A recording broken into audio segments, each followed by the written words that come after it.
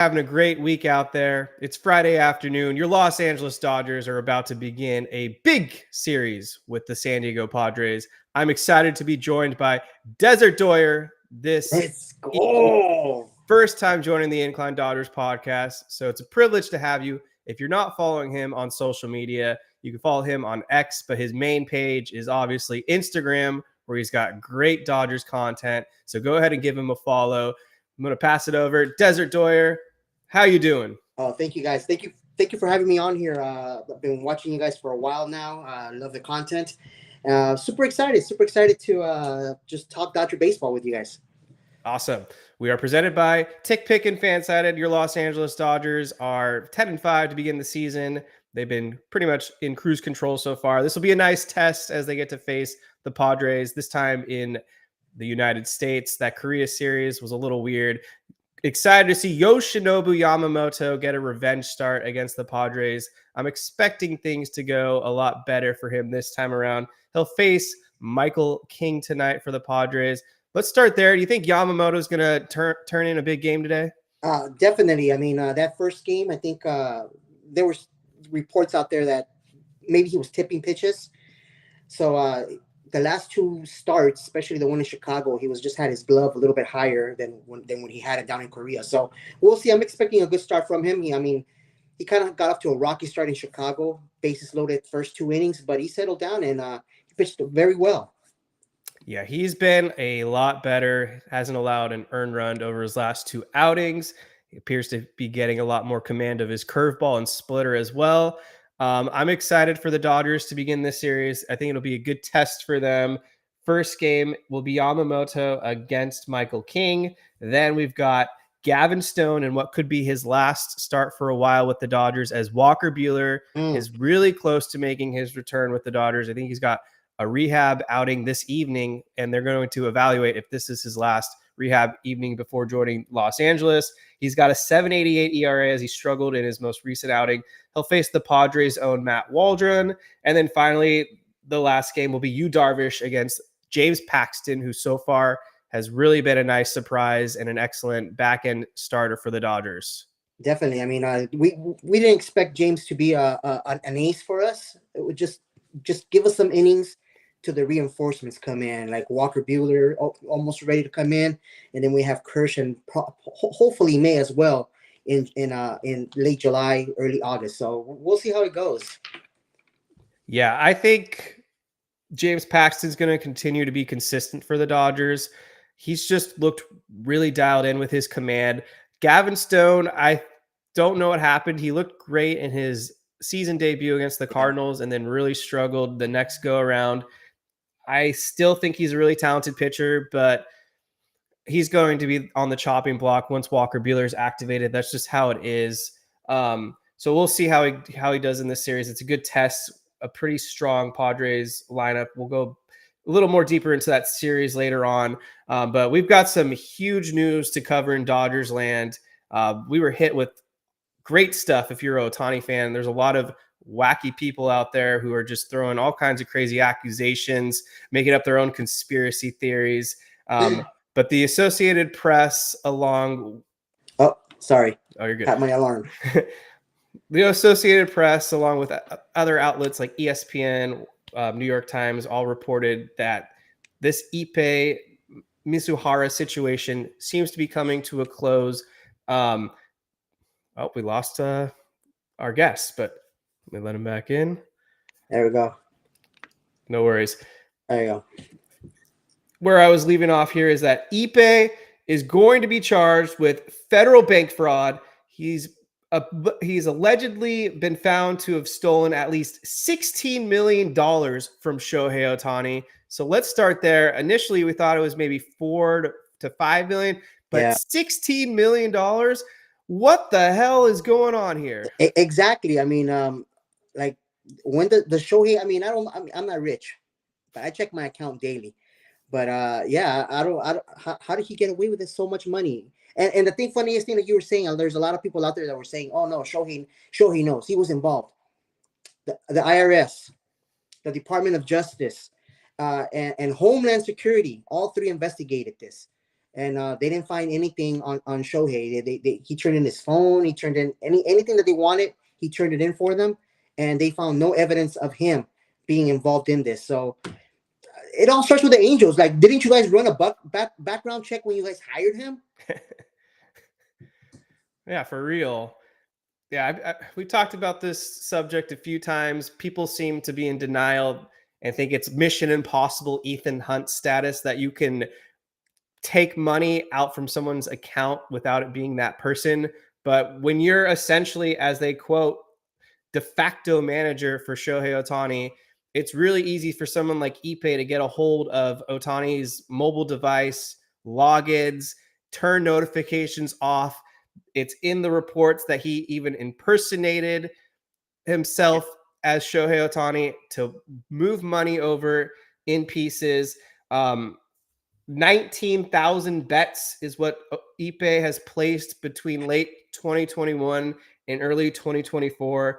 He won over $142 million with these bets, but he's lost $183 million, which is a negative $41 million deficit, which is just absolutely insane. He was just betting on stuff that he didn't even know anything about. He was just to bet.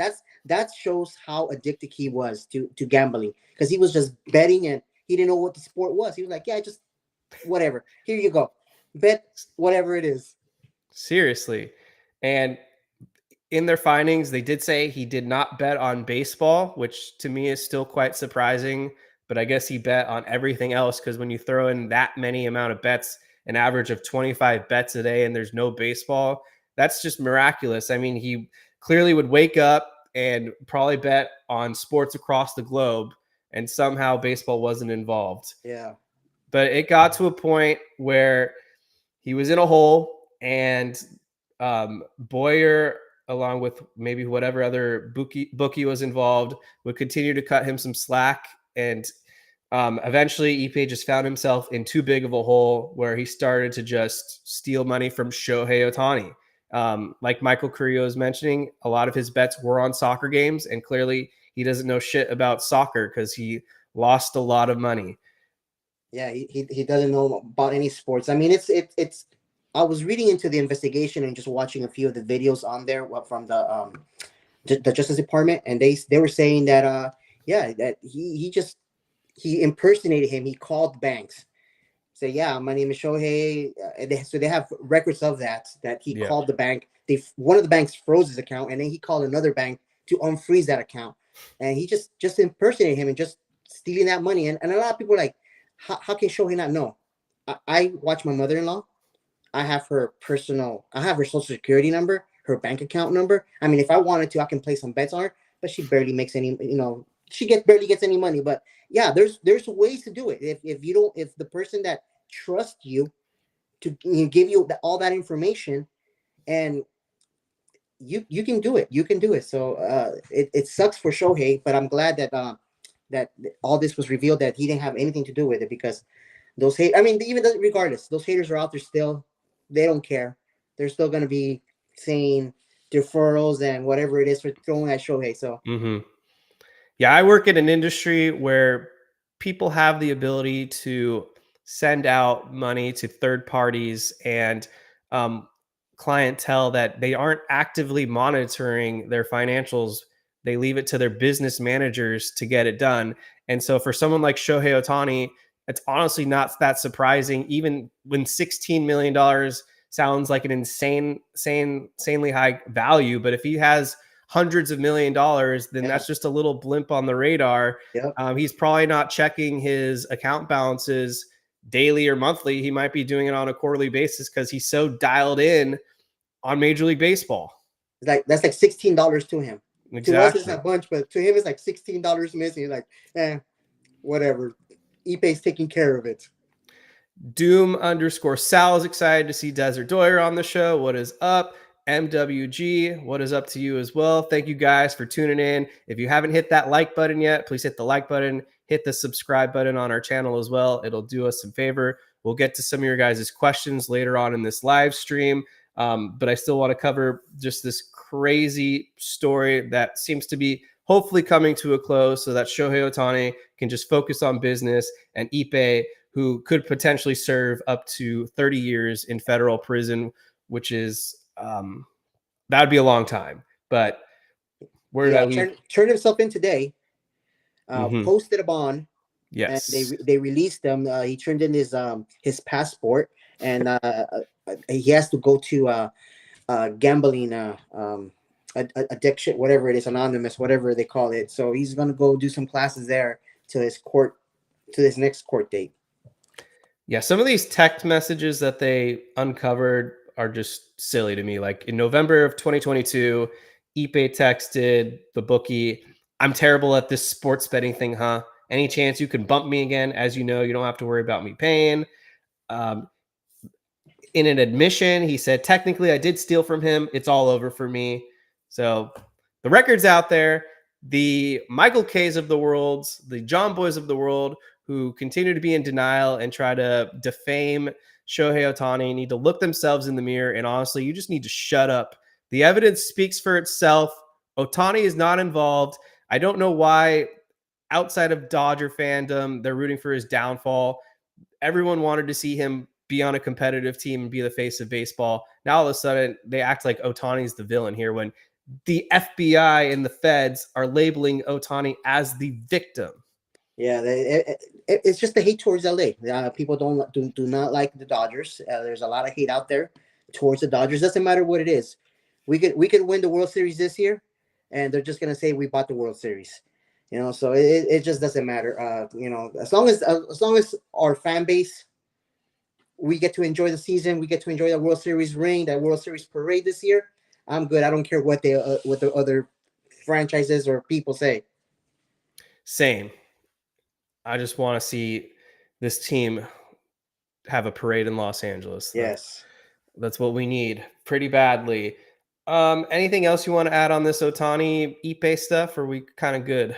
I think we're good. I mean, yeah, it's just we're just gonna see what happens later on. If he's gonna plead guilty, if he's gonna plead innocent, what's gonna happen to him? I mean, because no matter who it is, it gambling is an addiction, and right now, especially with all these DraftKings, Yeah. all these that's making it so easy for a lot of us normal people to bet. And I mean, we're not making a lot of money here, and there's a lot of people that I know that are just gambling their money away. They're just throwing the money away. It's a little addiction that's becoming. Oh, good Lord. Agreed. Let me turn off my alarm. But yeah, I agree with what you're saying.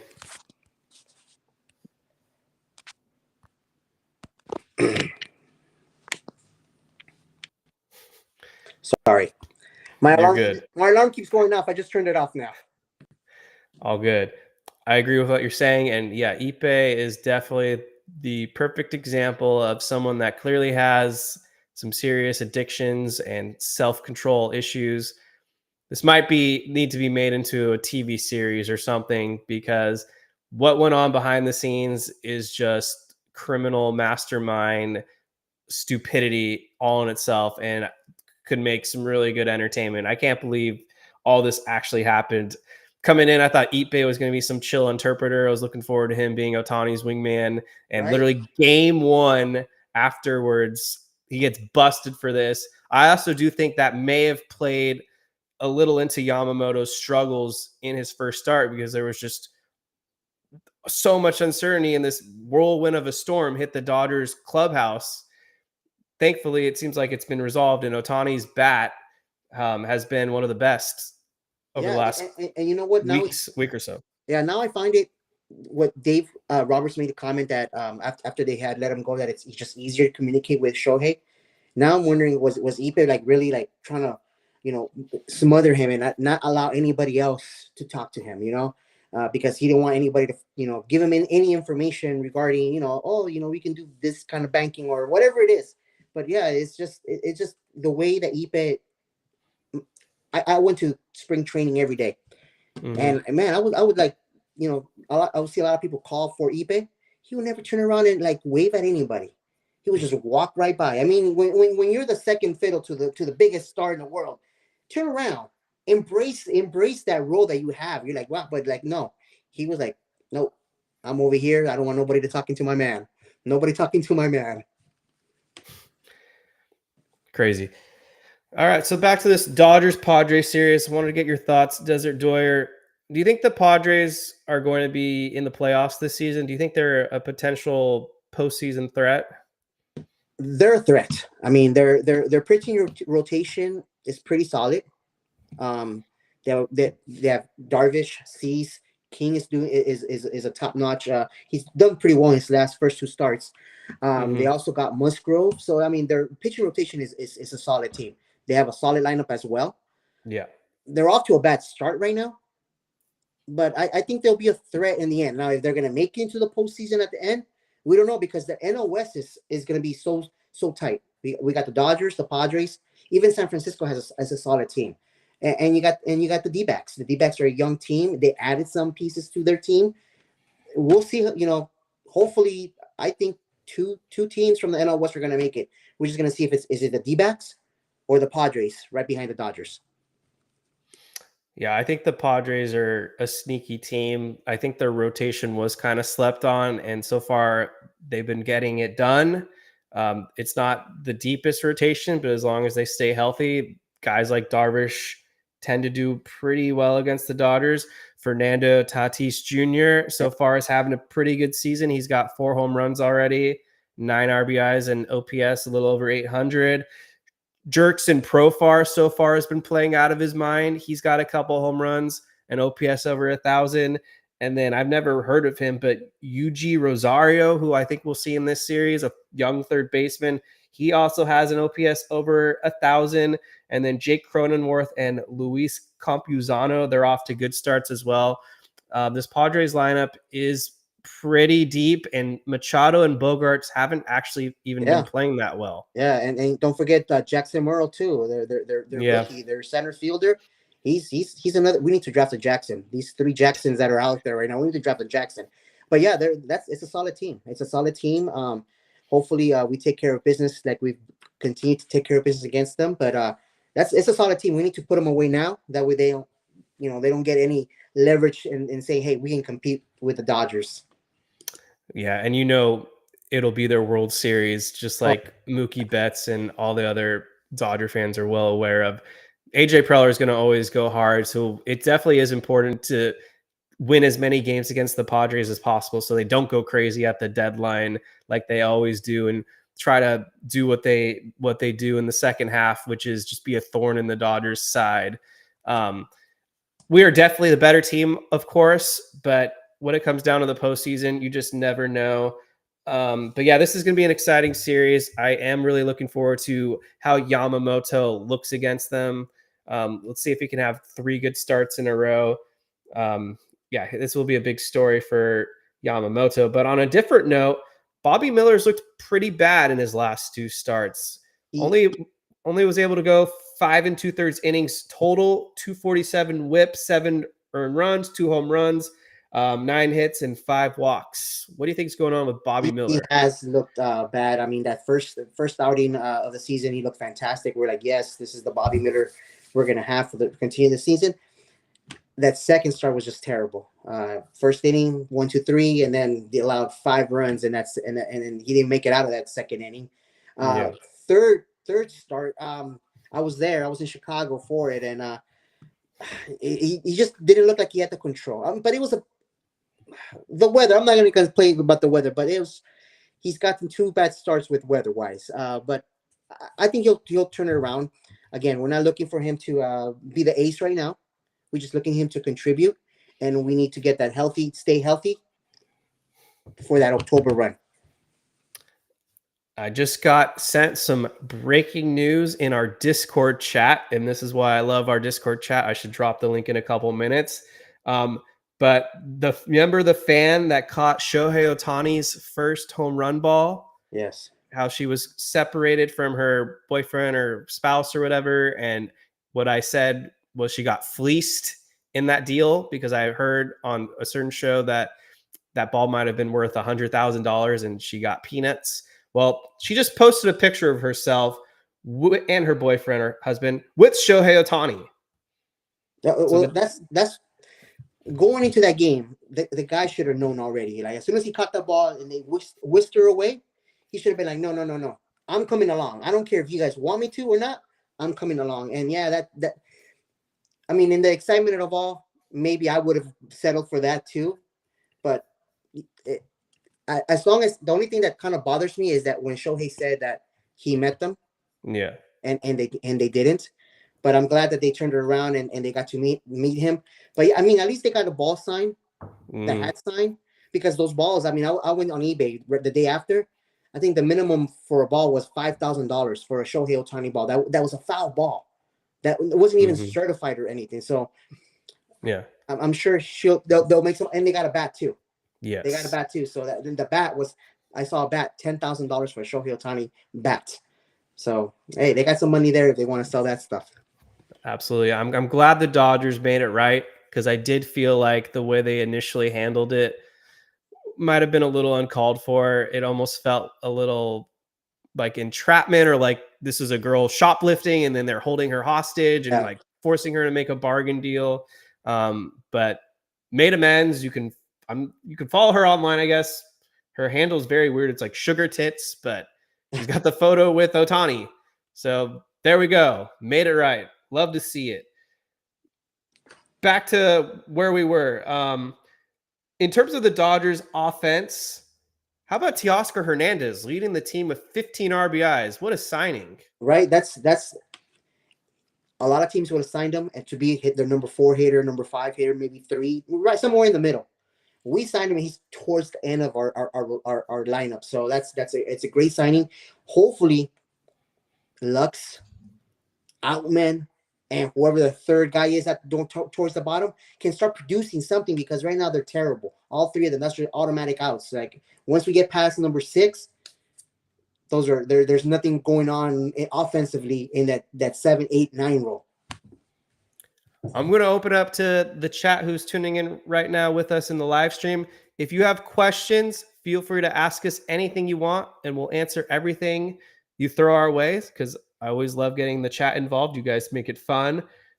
On another note, Mookie Betts, who's in a little bit of a slump, but still is off to a great start. I mean, he leads the team in WAR. He's got 5 home runs. He's already scored 19 runs. Shohei Ohtani has 8 doubles. Will Smith, who's been coming out of the gate red hot, batting .412. How about Will Smith? He just looks locked in with the Dodgers. That was a great signing by them, extension for them. It's cheap. It was a bargain deal. I'm glad we're gonna keep him for a while. The only downfall is that our catchers are in the minors. We have 3 solid catchers down in the minors. Who's gonna get moved because we can't keep all 3 of them. So Yeah. we'll see what happens. But at least hopefully Diego, who's the guy who I want to trade, plays well enough to bring us a piece that we're gonna need. Sometime is either this year or next year to win the World Series or defend our World Series title. Absolutely. This question is for you, Desert Doyer, coming from Doom_Sal, who's one of our great listeners. Desert Doyer, how did you come up with the Lucha Libre costume? Moved out here to Arizona 20 years ago, and I went to the Dodgers when they were playing. I would go all the time when they played here, and then one day one guy just said, it was just annoying. He didn't have any D-bag gear, and he was rooting because we were getting our butts slaughtered. It was like a 16 to something game, and he's like, yeah, you guys, you Dodger fans are bandwagon fans, and get it. I mean, we were with the Frank McCourt right now. We made the playoffs. We had that one year where we were terrible, and he said, you guys always show up only when you guys are winning. And you know what? I said, man, I need to come distinguish something that's going to tell me apart from everybody else. So that way these D-back fans can see that I'm here every single game. And I just went to LA, went to the the fashion district, saw the mask. And I was like, I love that mask. And I saw the shirt. I saw a shirt, a Blue Demon shirt. And I said, that's going to be it. I'm going to wear that every single time to the D-backs game. And it just grew from there. I added the mask. The following year, I added the sombrero. Then the following year, I added the poncho. And then, like they say, the rest is history. Awesome. That is definitely your trademark, and you wear it well. Thank you. Next question coming from Michael Carrillo. The chances Lux is getting traded. Oh man, I don't know. I don't know how long we can hold on to him if he's not gonna hit and he can't field. I mean, if it was fielding, okay, we can kind of write off his poor batting because our team is so deep. But right now he's not doing either. He can't field and he at shortstop and he can't hit. So I mean, if there's a piece out there, that we can acquire somebody that can hit, field, and maybe even a bullpen arm for Lux and Diego, I'm trading him away. Mm-hmm. Yeah, and to follow up on that, Low 17s mentioned that Willie Adames already has 3 home runs now as he went deep today. And I'm really frustrated with Gavin Lux because, like you said, he can't play the shortstop position, and they've been waiting for him to be the Dodgers shortstop for 2 years now. Second base wise, he's been really good. He actually is a plus defender at second base so far. But the problem is it's forcing Mookie Betts to be at shortstop, and he's been a neutral to slightly negative defender so far at the position, which isn't optimal for the Dodgers. And his bat has been really disappointing as he's only hitting 175 with 1 RBI, a 433 OPS.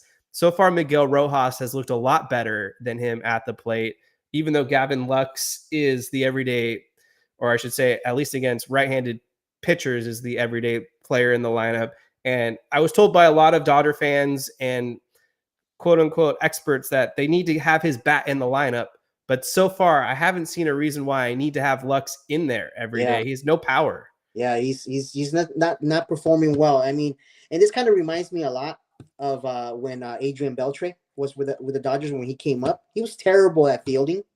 He was terrible at hitting, and we stuck with him. We stuck with him until he had that phenomenal breakout year, and then McCourt just decided not to even offer him a contract, and he walked away. I'm not comparing them to the same, but it just you never know what happens. You might stick with them, and maybe he breaks out and becomes a Hall of Famer, or maybe he just continues his poor performance, and that's overhyped.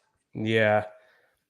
I'll give him till the end of April before I really start to bang the drum one way or another, but he just doesn't look comfortable at the plate right now. He's taking a lot of strikes and he's striking out looking, and I don't know if he's just rusty or this is who he is. So it's going to continue to be an ongoing issue as the Dodgers bottom of the order really hasn't produced. Yeah, same thing with James Outman. I mean, both of those guys right now just don't look comfortable at the plate. It just looks like I'm not sure what they're waiting for. I mean, going down looking it just kills me. I know it kills a lot of the Dodger fans especially when there's a lot of guys on base that they come up with and they just leave them on there and there's not producing anything. So hopefully both of them turn it around because we need something.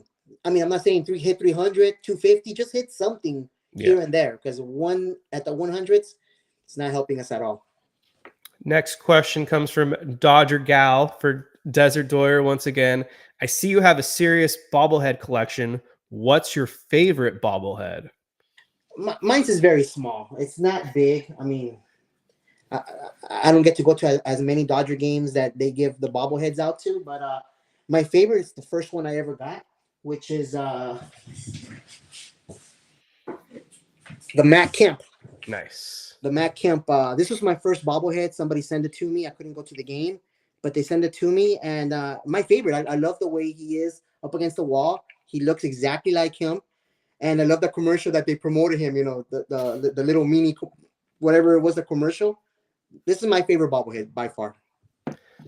Matt Kemp in his prime plus the 2018 redemption year were some of my favorite Dodger memories. He was a phenomenal player. He was. His MVP was stolen from him. Yes. That year. I'm not even going to mention his name, but Matt Kemp should have been the MVP that year. Agreed.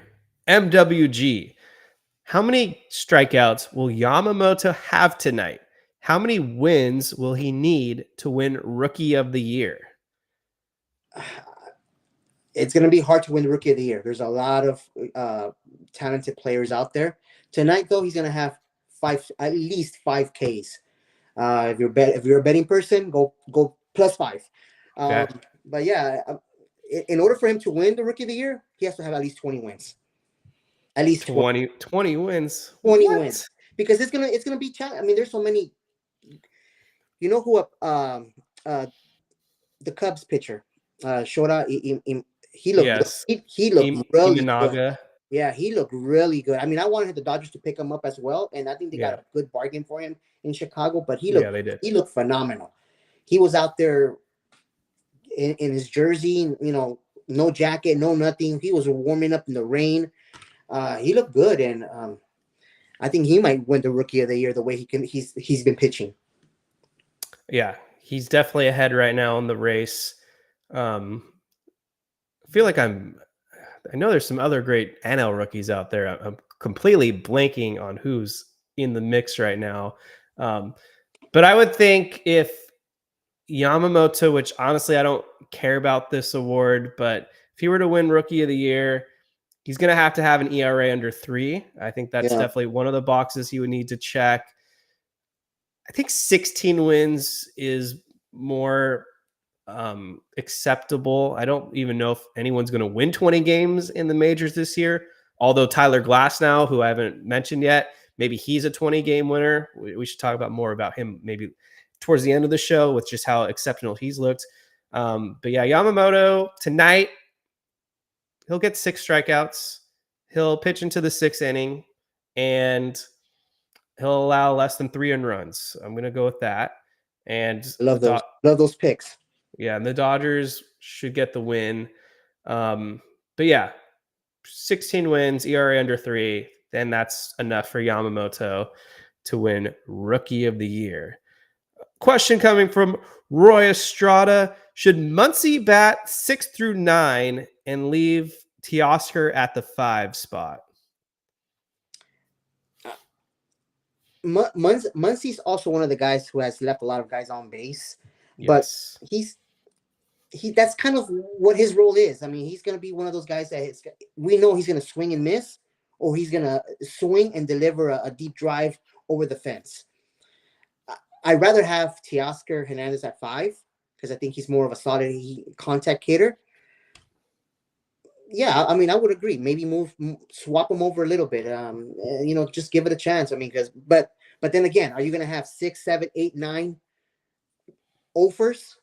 That's what you're doing if you're moving him down. Now because now you have Lux out, man, and you're gonna have the bottom of the lineup is struggling right now. Yeah. Do you really want that?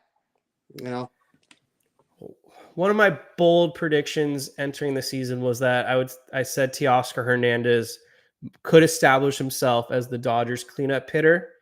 And so I do think at a certain point you have to have the better bat higher up in the batting order because they get more at bats and more opportunities with the Freemans and the Ohtanis and the Betts and Smiths of the world on base. And so I do think at a certain point, it's way too early right now, and the offense has been fine overall. There is going to potentially be a conversation where you move Muncy down a little bit, and that might be better for his game because Max Muncy in his heyday was actually a really good on-base guy. He was someone that saw the batter's box well, was able to take balls that looked like they were near strikes, and it might benefit Muncy to be lower in the lineup, and it also would lengthen the Dodgers batting order. So it's a really good question to ask. They won't do it right now, but it could potentially be something later on where Max Muncy is hitting 6th for the Dodgers. Yeah, and you're talking about Muncy seeing the eye well. I mean, he's still seeing the eye well. It just seems that the Blues this year have gotten worse as we go on. There's been calls against Mookie. Most of the Dodgers most of the baseball where the ball is clearly a ball and they're calling it a strike. Mm-hmm. So that Robo Empire, it's gonna come. It's gonna come soon. Somebody's the Player Association is gonna say, "Hey, we want that Robo Empire here because these guys are just terrible." It's been pretty bad. Another question for you, Desert Doyer from Maria G, who listens all the time. Are you from SoCal, Los Angeles area, and moved to Arizona, or are you born and raised in Arizona? No, I'm originally from L.A., Hollywood. Grew up in Hollywood, and I moved out here. I was actually dragged out here, Mm. and we've lived out here for a year. I hated it. Ended up moving back to L.A., and when I moved back to L.A., I realized, you know what? I mean, this is the wrong choice. I'm not gonna buy a house. I'm not gonna live comfortably out here in LA. I'm gonna move back to Arizona, and we moved back to Arizona, and I love it here now. I mean, it's not LA. We don't get the great weather. We get the great weather 4 months out of the year. Right now it's ending, but I love it out here. It's a nice place to live. It's really calm. It's pretty chill. I spent a minute out there in Phoenix as I was trying to figure out where I wanted to go to college, and spent freshman year at Arizona State until I ended up eventually transferring, and now I'm a Long Beach State alumni. But yeah, it's not the worst place to live for sure. It's affordable, and there's plenty to do out there. You've got Sedona nearby. You got spring training. Yeah, Scottsdale's a nice area. it's like everywhere. I mean, even if you live in Los Angeles, it just depends what area you live in. It's gonna be. I mean, you don't want to live in downtown Phoenix. You don't want to live there, but I mean, they're fixing it up. But yeah, I live about 35 miles away from Phoenix, northwest. I'm in Surprise, and I love it out here. Everything's brand new. Schools are brand new. Shopping centers are brand new. Houses are brand new. So yeah, can't ask for more. And that's it for the questions right now. But if anyone wants to drop more questions, we'll be happy to answer them. We'll probably take you through 7 o'clock right before the Dodgers and Padres begin first pitch. Let me do a quick sponsor. This show is brought to you by TickPick, who's been sponsoring us for a couple years now. If you're looking to get the best deals out there, go to Dodger games. NBA is about to start the playoffs. NHL is is in the playoffs too. No service fees at checkout. Best prices out there on the market. Download the TickPick app. I use them all the time. I'm surprised just how many great deals are out there on this app. Better than the Ticketmasters, the StubHubs of the world. So go ahead, give them an opportunity. Download the app. If you go to their social media pages, they often have deals as well. So I highly recommend. People are talking about the cricket bat, which might have helped Outman swing a little bit as he's hit a couple home runs. Ohtani introduced the cricket bat, and that seems to have sparked his bat at well. Yeah, Somebody that I think needs to potentially try this out is Chris Taylor, because so far he stinks. He's a 1 for 27 with 14 strikeouts, and he's in the lineup most days right now with Jason Hayward on the injured list. yeah. There's quite a few guys that should be using that bat right now. But yeah, I agree with you. Chris Taylor's one of the guys that I want to see him succeed because he's a great. I love the utility role. I love Kike Hernandez in that role, and I love Chris Taylor in that role because you can plug him in anywhere you want. There's no limit to them. I mean, they don't pitch and they don't catch, but I love where they play. It's just offensively is where they hurt us, and that's been kind of the story with the Dodgers this year. Offensively, the bottom of the order is just terrible. Yeah, I'm going to give Chris Taylor the benefit of the doubt because he's a veteran who's come through for the Dodgers a lot. But I've seen it before with players where out of nowhere, they just completely spiral out of control. And the way Chris Taylor's looking right now, he might be digging himself into a hole that he might not be able to climb out of. I don't know if the Dodgers need to put him on the injured list, give him a reset, because so far it's been a really rough ride and people are tossing his name around in the chat. He hasn't shown much at the major league level yet, but I do wonder if the Dodgers will give a second chance to Miguel Vargas, who is tearing the cover off the ball right now in AAA, locked in, but he hasn't done it at the major league level. He's one of those quadruple A players, I guess, where he's too good for the minors, not good enough for the majors.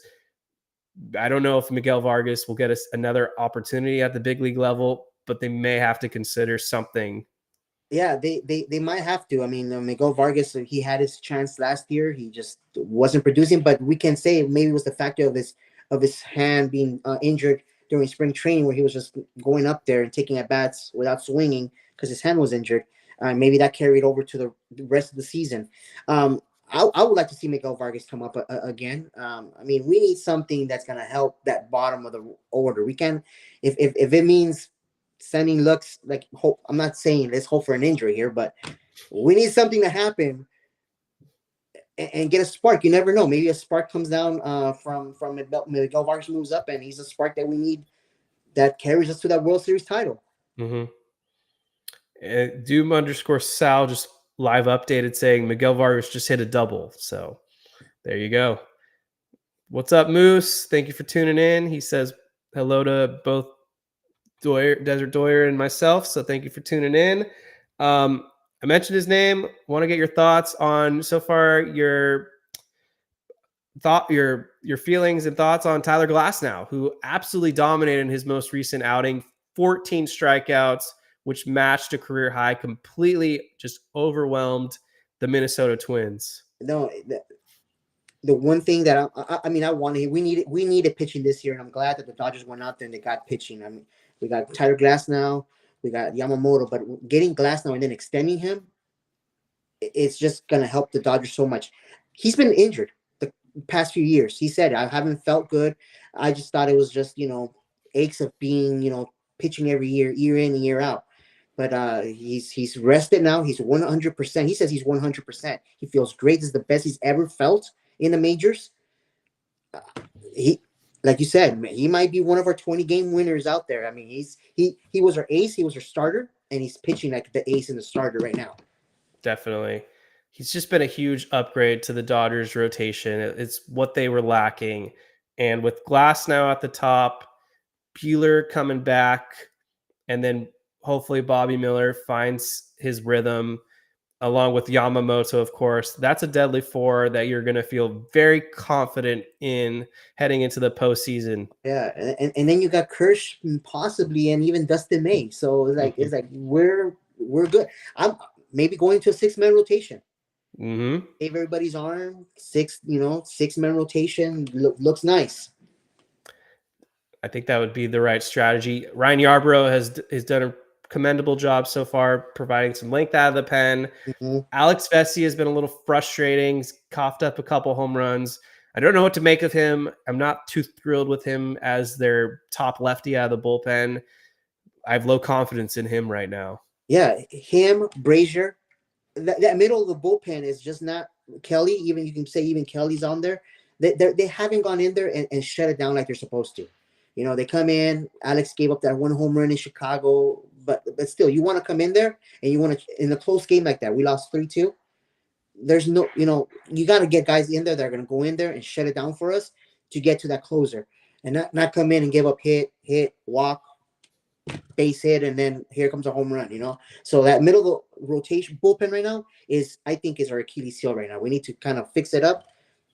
And hey, that's where we have Gavin Lux and those guys trade pieces maybe. That's true. Eventually, Trinan and Grouter will come back. Those should be upgrades. Yeah. I do think that this will be a continuous talking point that the Dodgers will have to add a high leverage reliever closer to the trade deadline, but we'll see what happens. First off, there's a question. I was going to let the chat ask final questions before we send it off, but I'm going to pass it over to you, Desert Doyer. If there was anything else in particular you wanted to cover or something you were interested in promoting, anything, the floor is yours. No, I mean, just give me a follow on my social at Desert Doyer. I'm on Instagram, TikTok, and X. So yeah, just give me a follow. I'm just trying to get out there right now this year. This year I'm kind of pushing myself a little more than what I've been doing in the past. So hopefully we get a lot of Dodger followers. It doesn't matter. I'm trying to follow anybody who wants to follow me. I'll follow. I'm a baseball fan. So I'm not one of those fans that comes up here and drop bombs on San Francisco or whoever it is. I have a lot of followers from San Francisco on my TikTok that started off just dropping F-bombs on me, but like why? This is baseball. There's no reason for us to get into a fight over baseball. If you want to follow. If you don't, hey, you can continue commenting your negative comments, and I'll just laugh at them. But yeah, thanks for having me on here. Appreciate it, and hopefully I'll be invited again.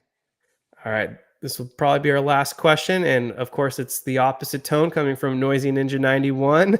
On a scale of 1 to 10, how hilarious is it that the Oakland Athletics have a better record than the Houston Astros? I feel so bad for that fan base. You know, they've rooted for that team for so long through bad seasons, because it's continuous bad season. And they've had good seasons here and there, but man, for the owner to do what he's doing to that team is just terrible. It just sucks. I wish MLB would say, hey, you know what? We're gonna strip that team from you, like they did to Frank McCourt, and we're gonna keep him here in Oakland, and we're gonna find an owner that wants to keep him in Oakland, because it sucks. They're a good team. I mean, when they put the pieces together, when the owner wants them to. But we'll see how they do in Vegas. Yeah, I'm a devil's advocate here, but I think Major League Baseball needs to be in Las Vegas more than it needs to be in Oakland right now. The way that the fans have been the last 20 years, if they were good, no one really showed up. They were bad, no one really showed up. The only thing that is pretty frustrating is that their ownership has been major assholes to that fan base for years. They needed to do something about that a long time ago. Just kind of like how they kicked Frank McCourt out of town, but Rob Manfred has just been an absolute puppet and a disappointment. Yeah. Moose 1032, I really appreciate the super chat. Go Dodgers. Come on, Yamamoto. I do really think he's going to deal tonight. This is going to be a statement game for him to prove that that one outing in Korea was a fluke against these Padres. This is going to be an awesome opportunity for Yamamoto to put himself really on the map, because we all know that the Padres are one of the darlings of Major League Baseball for some reason, where it's always go Padres and screw the Dodgers.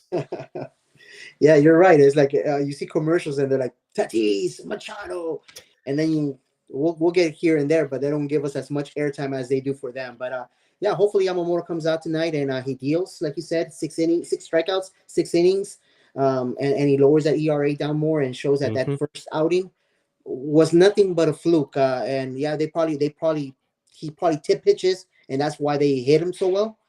But hopefully we get a lot of offers in the first few innings that he's playing, and we get the W.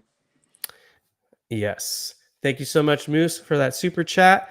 Thank you, Desert Doyer, for coming on the show this evening. Again, like he mentioned, follow him on Instagram or even X at Desert Doyer. He's got all kinds of awesome content.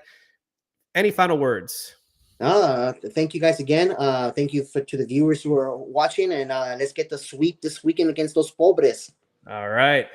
Follow the Incline Dodgers podcast wherever you're listening, Spotify, Apple, YouTube. Be a subscriber, leave us a comment or a review. And if you're watching the YouTube show after this live stream, let us know in the chat what your thoughts are on the Dodgers bottom of the order and what you would do to tweak it.